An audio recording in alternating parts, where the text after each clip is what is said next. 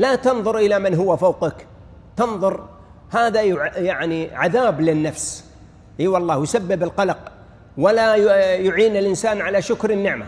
اليوم بعض الناس في السنابات وفي وسائل التواصل: انظر إلى الفلة الفلانية، وانظر إلى الحفلة، وانظر إلى الأثاث، وانظر إلى كذا وكذا وكذا. طيب وبعدين؟ كم نسمع في المجالس ناس يزهدون في كل شيء، لا يشكرون أبدا، لا يرى نفسه في نعمة.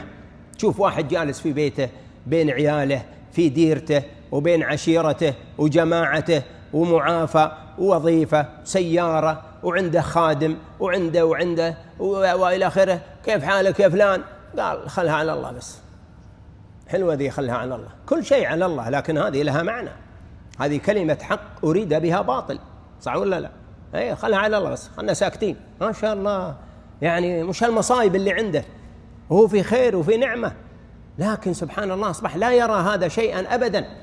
وعن أبي هريرة رضي الله عنه قال: قال رسول الله صلى الله عليه وسلم: انظروا إلى من هو أسفل منكم ولا تنظروا إلى من هو فوقكم، فهو أجدر ألا تزدروا نعمة الله عليكم. متفق عليه.